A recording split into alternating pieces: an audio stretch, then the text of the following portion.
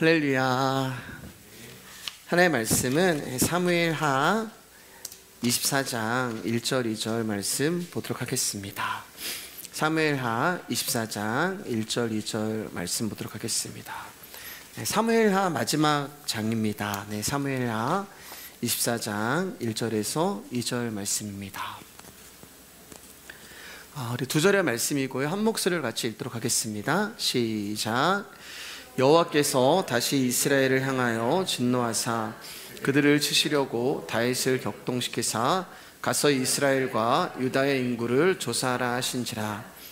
이에 왕이 그 곁에 있는 군사령관 요압에게 이르되 너는 이스라엘 모든 지파 가운데로 다니며 이제 단에서부터 브엘세바까지 인구를 조사하여 백성의 수를 내게 보고하라 하니.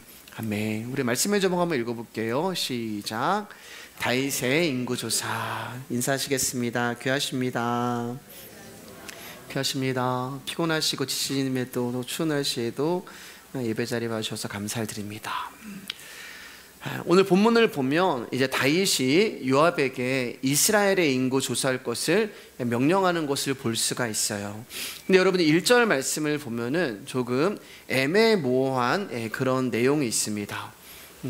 왜냐하면 하나님이 어떤 이유인지 모르지만 이스라엘 향하여서 하나님이 이제 진노를 하시는데 그들을 치시려고, 진노하셔서 이스라엘 백성을 치시려고 그 일을 위해, 이스라엘 백성을 치시려고 하는 그 일을 위해 다윗을 격동시켜서 인구를 조사하게 하셨다, 이런 이제 내용이기 때문에 그래요.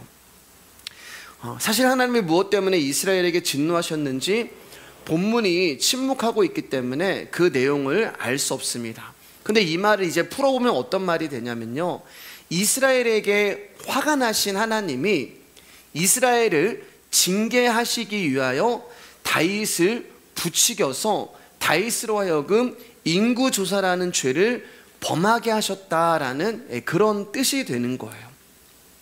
그러니까 하나님이 지금 이스라엘 백성들을 치시려고 하는데 그 구실을 만들려고 다윗을 격동시키셔서 다윗으로 하여금 죄를 짓게 만들고, 그리고 그 죄로 말미암아 이제 이스라엘을 하나님이 치시려고 한다, 그런 내용이 되는 거예요. 근데 여러분, 우리가 아는 하나님은 우리를 징계하기 위하여서 우리로 하여금 일부러 죄를 짓게 만드시는 그런 하나님이 아니세요. 그럼 도대체 이 1절의 말씀은 무슨 뜻이 될까? 오늘 본문과 평행을 이루는 역대상으로 한번 가보겠습니다. 역대상 21장 1절입니다. 시작. 사탄이 일어나 이스라엘을 대적하고 다윗을 충동하여 이스라엘을 계수하게 하니라. 자, 여기 보시면 이제 이스라엘과 유다의 인구를 조사하게 만든 장본인이 나오는데 다윗이 아니라요, 사탄이에요. 그러니까 사탄이 지금 다윗의 마음을 움직여서 자기가 왕으로 있는 이스라엘과 유다의 숫자가 얼마가 되는지를 알아보게끔 사탄이 격동시킨 거예요. 부추긴 겁니다. 그리고 이것을 오늘 본문인 사무엘하에서는 하나님이 다윗의 마음을 격동시킨 것으로 말하고 있는 거예요. 자, 그러면 이 사무엘하 말씀과 역대상 말씀을 종합해 보면 오늘 본문 1절의 말씀은 이런 내용이 되는 거예요. 사단이 다윗의 마음을 격동시키는 것을 하나님께서 막지 않고 그것을 허용하셨다, 허락하셨다라는 그런 뜻이 되는 것입니다. 그럼 이 말은 결국 다윗이 범죄하는 것을 하나님은 아시면서도 두고 보셨다는 말이고 그것을 허용하셨다는 말이 되는 거예요. 자, 그러면 하나님이 다윗이 범죄하는 것을 아셨음에도 불구하고 그것을 허용하시고 죄를 짓도록 하셨는데, 그런데 왜 죄를 지은 다윗에게 하나님이 그 죄를 물어서 진노하시냐는 거예요. 범죄하는 것을 아셨으면 하나님이 막으셔야 되잖아요. 범죄하는 것을 하나님 아셨으면 그것을 허용하시면 안 되잖아요. 그 허용을 하셨어요. 그러면 허용하셔 놓고서 왜 하나님이 너 죄졌냐라고 하면서 다윗에게 진노하시냐는 거예요. 사무엘하 24장 25절입니다. 시작. 그곳에서 여호와를 위하여 제단을 쌓고 범죄와 화목제를 드렸더니 이에 여호와께서 그 땅을 위한 기도를 들으심에 이스라엘에게 내리는 재앙이 그쳤더라. 이 사무엘하 24장 이제 마지막 절이 됩니다. 여기 보면은 이제 하나님이 이스라엘 백성들 가운데 진노하시고 이제 내리신 재앙이 멈추는데, 이 재앙에 대해서 이제 우리가 좀 이따 볼 거예요. 어떻게 해서 이 진노와 재앙이 멈추냐면은 번제와 화목제로 이 재앙이 멈췄어요. 그러니까 하나님이 다윗이 죄를 짓는 것을 허용하시고, 그리고 그 죄를 지은 다윗에게 징계하신 이유는, 진노하신 이유는 하나님이 이 죄가, 이 징계가, 이 진노가 어떻게 멈추는가를 다윗에게 알려주시기 위하여서 다윗을 이 자리까지 끌고 오신 거예요. 그러니까 무엇이 하나님의 진노와 하나님의 심판을 멈출 수 있게 하는지를 다윗으로 하여금 경험하게 하시기를 하나님이 원하셨던 거예요. 그렇게 해서 결국은 다윗과 이스라엘의 모든 마음이 당신이 원하시는 번제와 화목의 자리로 끌어가십니다. 그 번제와 화목제가 뭐예요, 여러분? 바로 예수 그리스도의 십자가가 되는 거예요. 그러니까 우리가 죄를 짓고 그 죄로 말미암아 하나님으로부터 심판을 당하고 징계를 받는데, 이 징계와 심판을 해결할 수 있는 유일한 방법은 바로 예수 그리스도의 십자가밖에 없어. 이것을 우리 가운데 알려주시기 위하여서 다윗으로 하여금 다윗이 범죄하는 것을 하나님이 두고 보셨단 말이에요. 그리고 그 십자가의 자리가 오늘 사무엘하 24장에서는 아라우나의 타작마당으로 이제 등장을 합니다. 사실 오늘 여기까지 해야 되는데요, 제가 말씀을 준비하다 보니까 굉장히 시간이 많이 걸려서 이 부분은 이제 저희가 다음 주에 다루도록 하겠습니다. 자, 이제 다시 본문으로 돌아와서 한 가지 우리가 생각해 봐야 하는 것이 있는데, 여러분, 도대체 인구조사하는 게 뭐 그렇게 잘못된 죄냐는 거예요. 다윗이 왕이잖아요. 그리고 자기가 다스리는 나라인데 백성이 몇 명인지 궁금하잖아요. 우리도 보면 인구 계수를 하잖아요. 그게 뭐가 그렇게 잘못된 일이고, 하나님은 도대체 다윗이 인구조사한 거 가지고 거기에 왜 이렇게 진노하시고 징계하시고 심지어 그것을 죄라고까지 이야기하시냔 말입니다. 더군다나 민수기를 보면은 하나님이 모세에게는 이스라엘의 인구를 조사해라 이렇게 명령을 내리신 적이 있으세요. 민수기 1장 1절 2절입니다. 제가 읽어드릴게요. 이스라엘 자손이 애굽 땅에서 나온 후 둘째 달 첫째 날에 여호와께서 시내 광야 회막에서 모세에게 말씀하여 이르시되, 너희는 이스라엘 자손의 모든 회 중 각 남자의 수를 그들의 종족과 조상의 가문에 따라 그 명수대로 계수할지니. 하나님이 모세에게는 이스라엘 백성이 몇 명이니 인구조사를 해봐라 이렇게 명령을 하셨어요. 그러면 하나님이 모세는 되고 지금 다윗은 안 된다, 이런 내용이 되는 거잖아요. 만약에 그런 이유라면 하나님은 사람을 보고 차별하시는 하나님이 되십니다. 혹시 모세는 하나님이 조사하라고 해서 조사한 건데 다윗은 자기 마음대로 조사해서 그것을 죄라고 말씀하시는 걸까? 아무리 그렇다고 하더라도 여러분, 인구조사한 게 뭐 그렇게 잘못한 건 아니잖아요. 석연치가 않잖아요. 자, 그러면 왜 하나님은 도대체 다윗이 인구조사를 한 것을 죄라고 말씀하시며 이것에 대해서 왜 징계를 내리시는 걸까? 이제 거기에 대한 우리가 답을 하나씩 찾아가 보도록 하겠습니다. 3절입니다. 시작. 요압이 왕께 아뢰되, 이 백성이 얼마든지 왕의 하나님 여호와께서 100배나 더하게 하사 내 주 왕의 눈으로 보게 하시기를 원하나이다. 그런데 내 주 왕은 어찌하여 이런 일을 기뻐하시나이까 하되. 이제 여기 보면은 다윗이 인구를 조사라고 하는, 이스라엘의 인구를 조사라고 하는 그 목적이 나오는데요. 그 목적이 뭐냐면은 많은 수의 군사를 계수함으로 자신이 힘 있는 왕이라는 것을 확인하고 싶은 거였어요.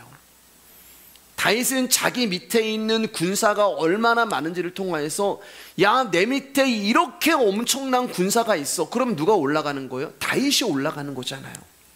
그 목적으로 인구를 계수하게 만든 것입니다. 그리고 근데 그거 누가 조종한 거라고요? 사단이요. 그러니까 사단의 사고방식은 많은 수를, 많은 것을 힘으로 여기는 것이 사단의 사고방식이에요. 돈이 많은 것이 힘이야. 사단의 사고방식이에요. 사람이 많은 것이 힘이야 사단의 사고방식인 거예요. 여러분, 세상은 숫자에 굉장히 민감합니다. 그리고 우리 역시 많은 것이 좋다는 생각으로 살아가고 있어요. 그래서 우리는 무엇을 기도해도 하나님 좀 더 많이, 하나님 좀 더 많은 것으로 주세요라고 그렇게 기도하는 것이 빠지지 않아요. 교회도 마찬가지예요. 여러분, 교회를 찾는 많은 사람의 수가 있으면 좋겠고, 이 자리가 꽉꽉 찼으면 좋겠고, 교회의 재정도 빵빵해지면 좋겠고, 예배당도 우리가 상가를 벗어나서 아주 큰 곳에 예배당을 지면 좋겠고, 우리가 그런 생각을 가지고 있어요. 근데 오늘 본문 말씀으로 말씀드리면 그게 사단의 사고방식이란 말이에요. 여러분, 요압은 다윗이 자기에게 인구를 조사하라고 하는 명령을 내리는 것을 석연치 않게 생각을 합니다. 이 말씀을 보면은요. 그리고 뭔가가 잘못됐다는 것을 요압이 캐치를 해요. 그래서 왕에게 이렇게 이야기를 하는 거예요. 왕이시여, 이스라엘 백성은 얼마든지 왕의 하나님께서 100배나 더하게 하실 수 있는데 왜 인구를 조사하려고 합니까? 인구가 많고 적음은 하나님께 달린 것이지 사람의 능력이 아닙니다 라고 요압이 아주 오랜만에 다윗에게 충언을 하죠. 물론 하나님이 요압을 통하여서 다윗에게 말씀을 하시는 거죠. 그러면서 중요한 것은 사람의 수에 많고 적음에 있는 것이 아니라 하나님이 이스라엘을 다스린다는 것에 있기 때문에 다윗을 향해서 이 말이 뭐냐면은 어리석은 짓 하지 마세요. 지금 그 이야기하고 있는 거예요. 이스라엘 백성의 인구를 조사한다는 것은 어리석은 일입니다. 이렇게 이야기하는 거예요. 여러분, 이스라엘이라는 나라의 존망은 하나님께 달린 것이지 다윗에게 달린 것이 아닙니다. 하나님이 승리하게 하시면은 이스라엘이 승리하는 것이고, 하나님이 망하게 하시면은 이스라엘은 망하는 것이 이스라엘 나라의 속성이에요. 다른 나라와 달라요. 그렇기 때문에 이스라엘은 사람의 수에 대해서 전혀 관심을 들 이유가 없는 것입니다. 왜요? 사람의 수가 아무리 많아도 하나님이 패배하게 하시면 망하는 거예요. 그러나 사람의 수가 아무리 적어도 하나님이 승리하게 하시면은 승리하는 것입니다. 그리고 이스라엘은 지금까지 그렇게 해서 이 자리까지 왔고, 그것을 누구보다 잘 알고 있는 존재가 다윗이란 말이에요. 그러니까 이스라엘이라고 하는 나라는 중요한 것은 승리하게 하시는 하나님을 의지하고 신뢰하는 것에 있는 거지 사람의 많고 적음에 있는 것이 아니란 말입니다. 여러분, 우리가 역대서 21장을 통하여서 인구를 조사라고 하는 것이 사단이라는 것을 알았잖아요. 그럼 사단이 하는 일이 뭐예요, 여러분? 사단은요, 사람의 숫자에 많고 적음으로 우리의 마음을 격동하게 해요. 여러분, 저도 부끄러운 얘기지만 종종 여기에 대해서 제가 마음이 흔들릴 때가 있어요. 아, 오늘은 왜 이렇게 적게 오셨지? 그리고 조금 좀 많아지면은 그냥 기분이 좋고, 좀 적어지면 어떨 때는 힘이 빠지고, 그 사단이 숫자를 통하여서 우리를 격동합니다. 왜요? 많은 수가 있으면 나의 힘을 과시할 수가 있는 것이고, 적은 수면은 약해지는 게 인간이란 말이에요. 실망하는 게요. 여러분, 왜 사람들이 작은 교회에 안 가려고 하는지 아세요? 예.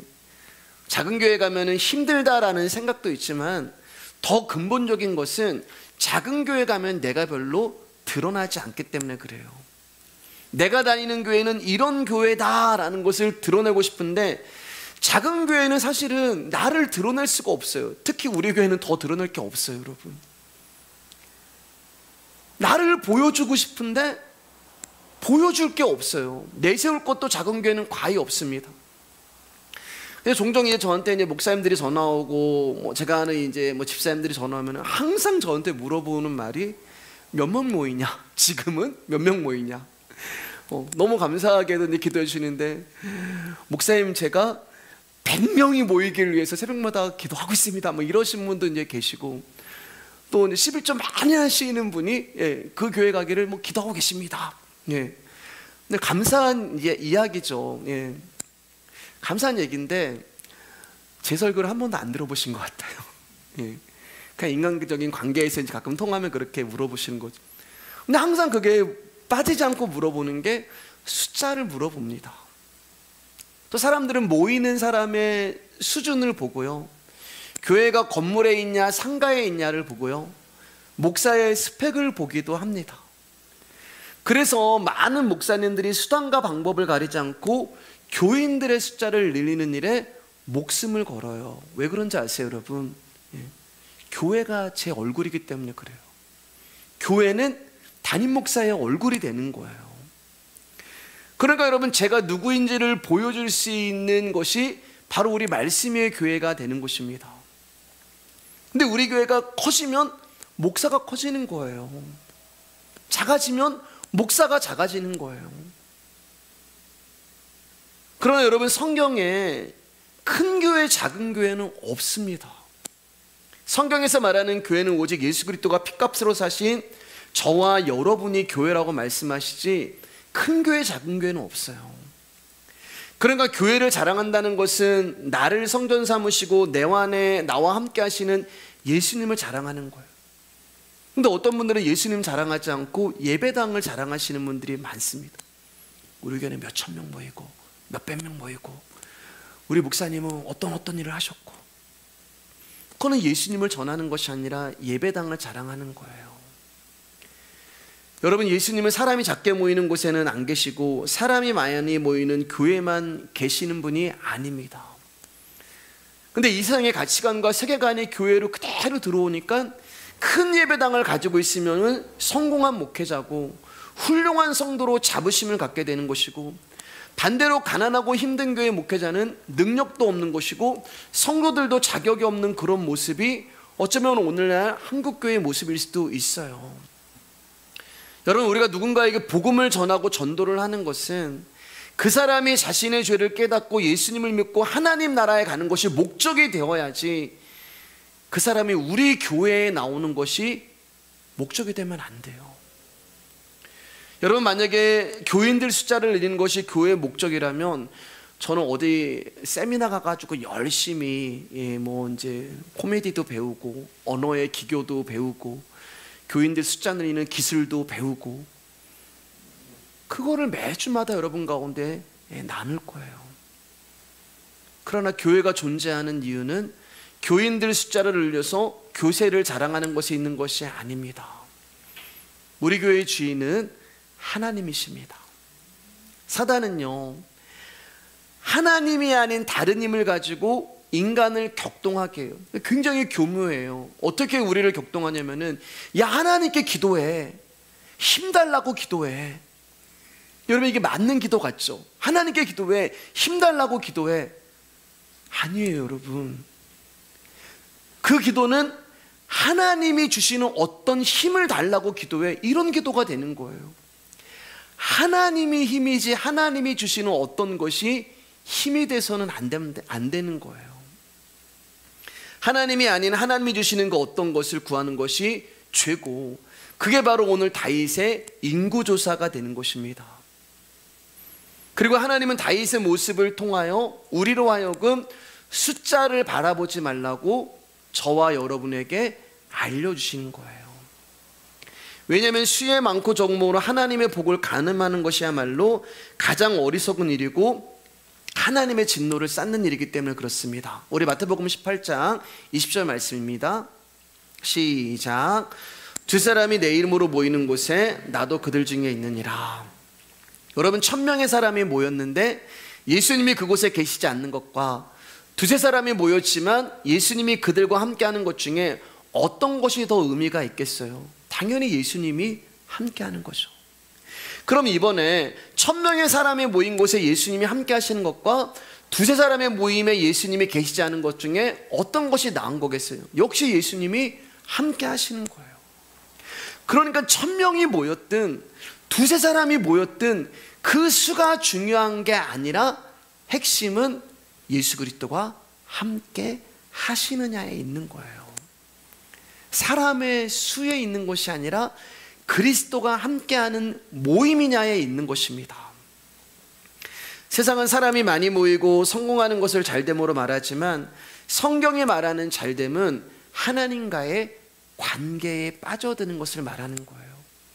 하나님이 함께 하신다는 말은 그분과의 관계가 있다는 증거가 되는 거잖아요.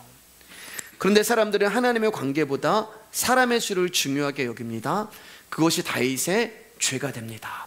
자, 우리 4절에서 9절 같이 읽을까요? 시작. 왕의 명령이 요압과 군대 사령관들을 재촉한지라.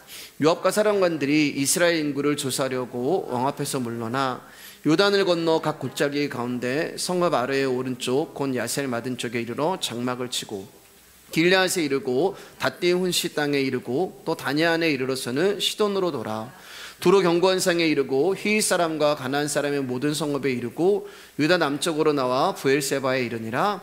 그들 무리가 국내를 두루 돌아 9달 20날 만에 예루살렘에 이르러 요압이 백성의 수를 왕께 보고하니 곧 이스라엘에서 칼을 빼는 담대한 자가 80만 명이요 유다 사람이 50만 명이더라.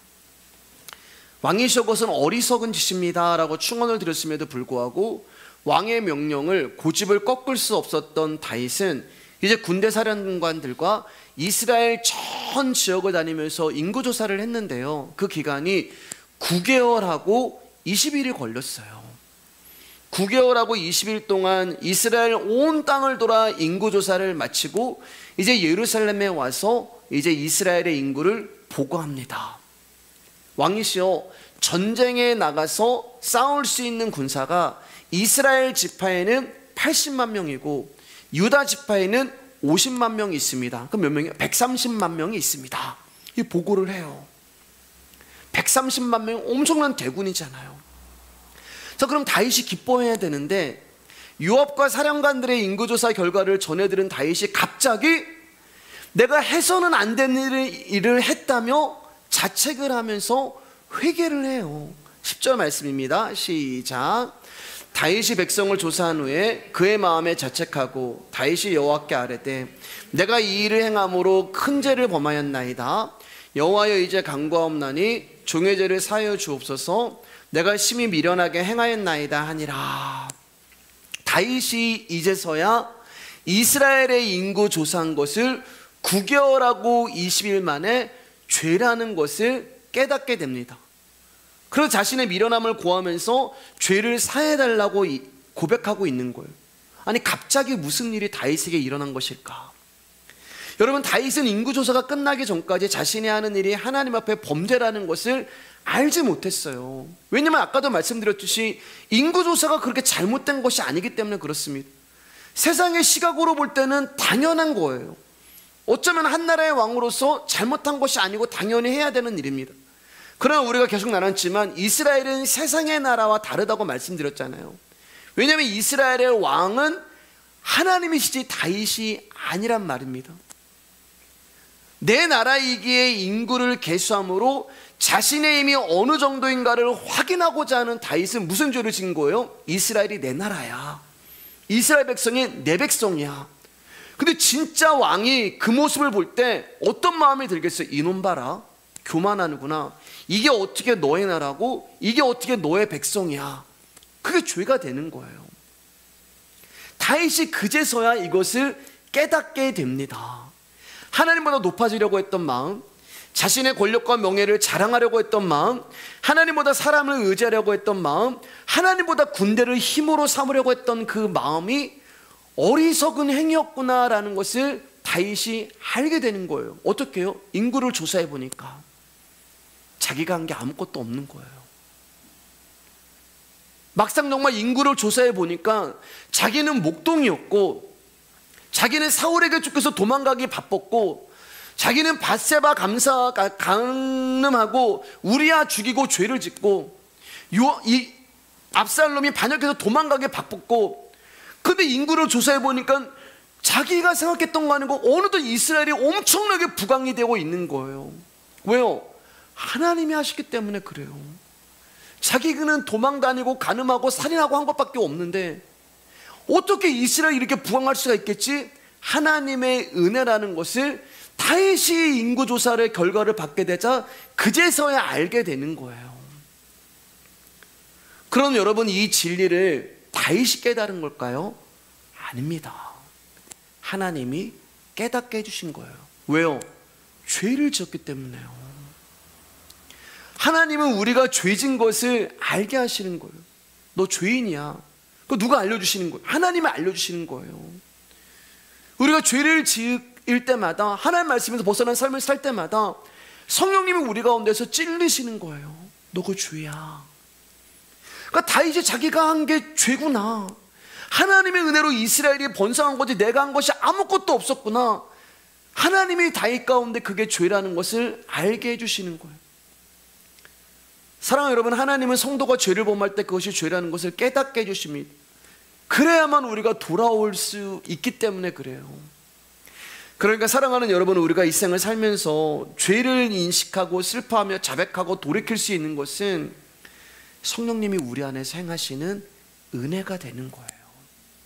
자, 11절 12절 계속 읽겠습니다. 시작.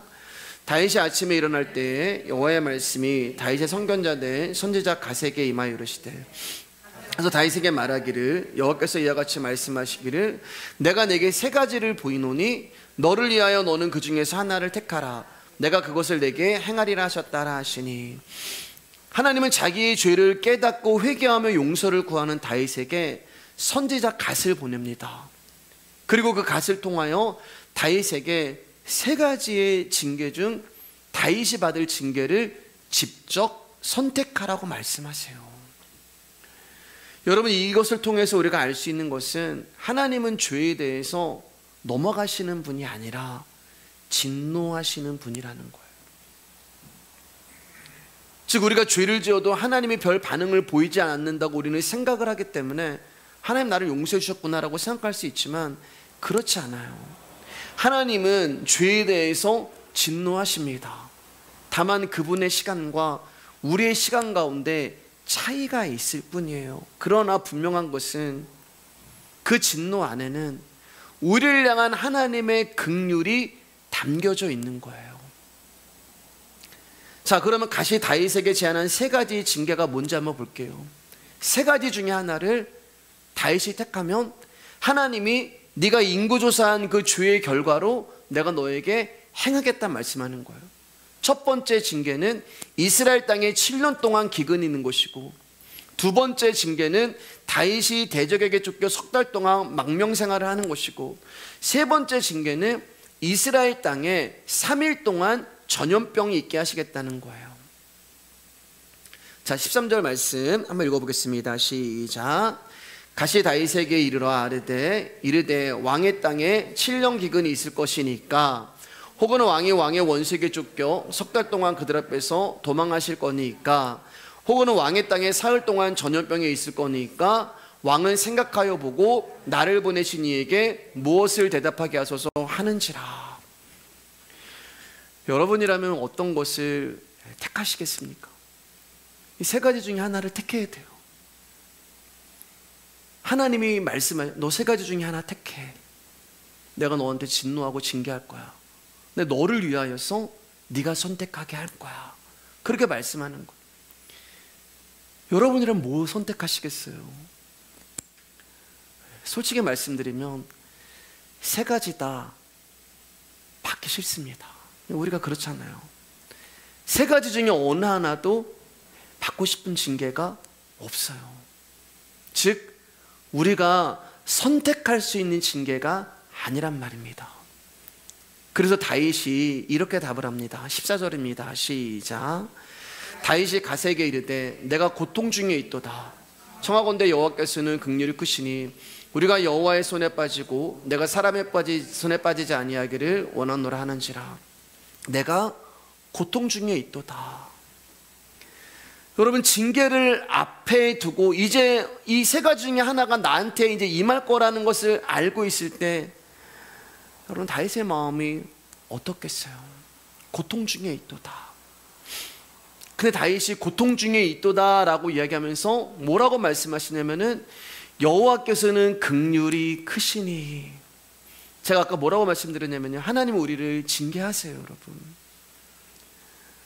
우리에게 진노하십니다. 때로는 우리를 때리시기도 하세요. 근데 그 징계 안에는 하나님의 긍휼이 담겨 있다고 말씀을 드렸잖아요. 다윗이 똑같은 고백을 합니다. 내가 고통 중에 있도다. 그런데 하나님은 긍휼하신 분입니다 라고 이야기를 하면서 이렇게 대답을 합니다. 하나님 세 가지 중에 어떤 징계가 나에게 임하든 지금 그 고백하는 거예요. 받기 싫습니다가 아니에요. 받아야 돼요. 하나님 말씀하신 것 때문에 이루어져요. 이루어질 수밖에 없어요. 다윗이 뭐라고 얘기했냐면은 세 가지 중에 하나님 제가 선택할 것은 없습니다.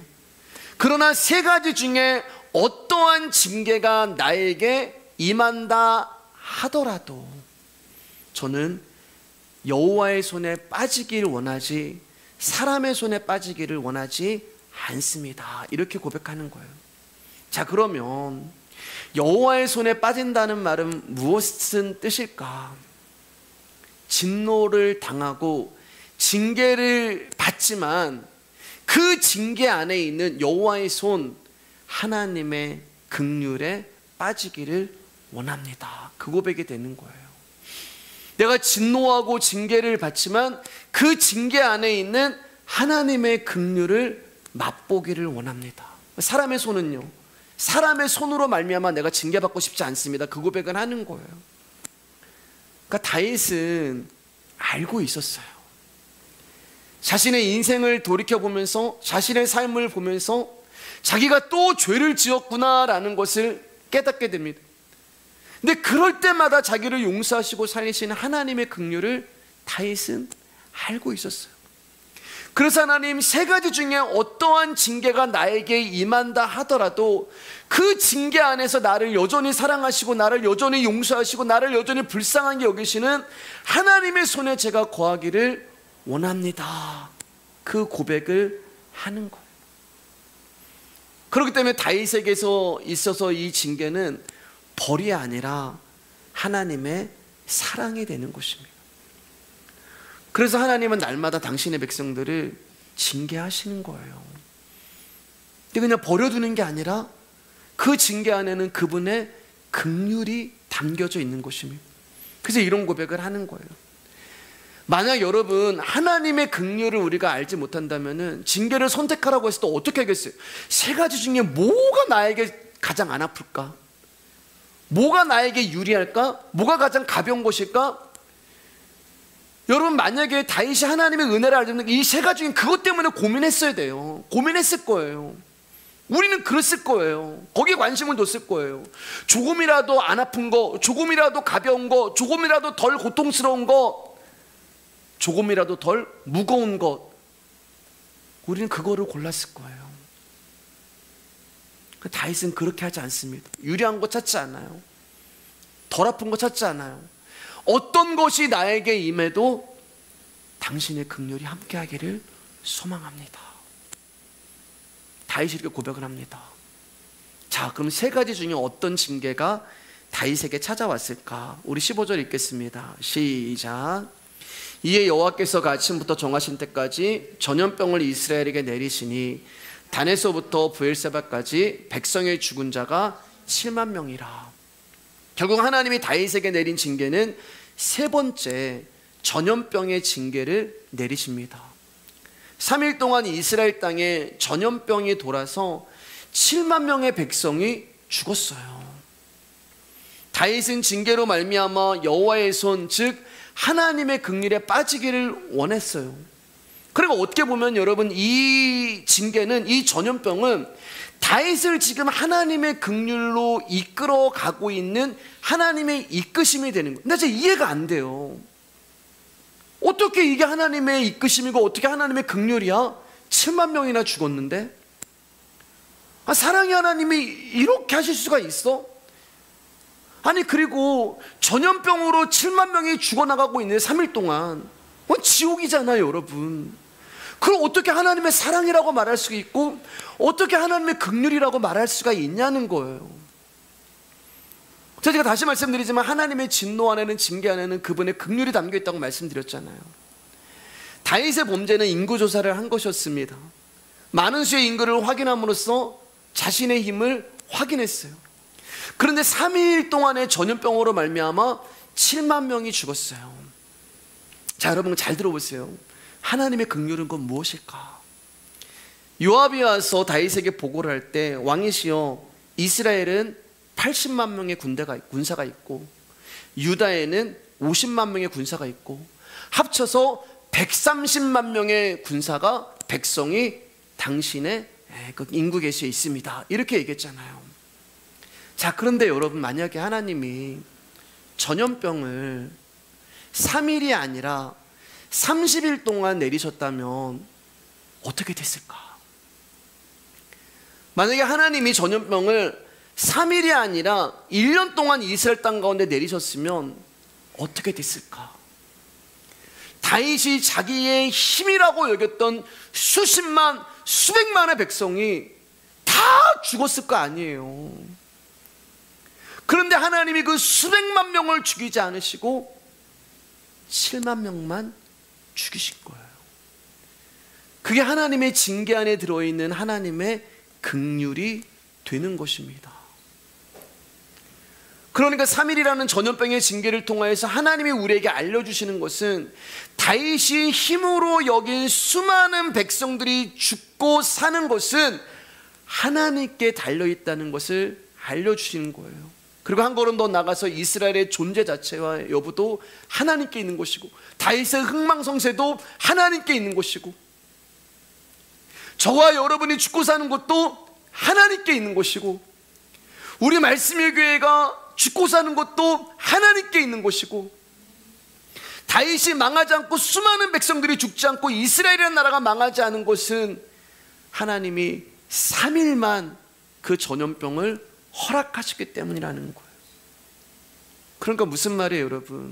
인구조사 수에 목숨 거는 거 쓸데없는 짓이라는 거예요. 여러분, 인구가 130만 명이 있다고 쳐도 하나님의 심판을 막을 수 없는 거예요. 많은 수의 이스라엘이 하나님을 기쁘시게 하는 것도 아니고 심판을 넘어가게 하는 것도 아니란 말입니다. 그러므로 하나님은 전염병의 징계를 통하여서 다윗이 수에 관심을 두었던 것이 얼마나 부질없고 어리석은 짓이었는가를 깨닫게 하시는 거예요. 여러분, 예전에 원고에 없는 얘기인데 갑자기 생각이 나요. 제가 예전에 사역했던 교회에서 전도를 이제 해와야 되는데 목표한 그 인원이 있었단 말이에요. 목표한 인원이. 근데 이게 안 채워졌어요. 목표한 인원을 채워야 되는데 안 채워졌어요. 담임 목사님이 막 화가 나가지고 막. 근데 여러분, 정말로 어떤 일이 일어났냐면은 돈 주고 사왔어요. 진짜로 막 길에 가가지고 예배 한번 이렇게 해주세요. 진짜 그런 일에 그래서 원하는 수를 세웠어요. 그게 얼마나 부질없는 짓이고, 그게 얼마나 쓸데없는 짓이에요. 그게 얼마나 말씀을 알지 못하는 것이고, 그게 얼마나 다윗에게 내려진 징계의 무서움을 알지 못하는 것. 여러분, 이 깨달음이 오늘 밤 제 안에 그리고 여러분 안에 새겨지기를 주님의 이름으로 축복합니다. 우리는 항상 수에 민감해요. 그래서 교회를 볼 때도 예수 그리스도의 십자가가 아니라 사람의 숫자가 보입니다. 그리고 솔직히 많은 사람들이 모이는 교회를 보면 적은 무리가 모이는 건 위치게 돼요. 왜 그런지 아세요, 여러분? 왜 위치게 되는지 아세요? 내 안에 사람의 수에 대한 욕망이 나를 격동하고 있기 때문에 그래요. 아까도 말씀드렸듯이 큰 교회를 다니면은 내가 높아진다고 생각하기 때문에 그래요. 목사는 여러분 더해요, 여러분. 그러나 여러분, 오늘 이스라엘 백성을 통하여서 교회가 크다고, 사람이 많이 모인다고 하나님의 심판에서 자유로울 수 없는 것입니다.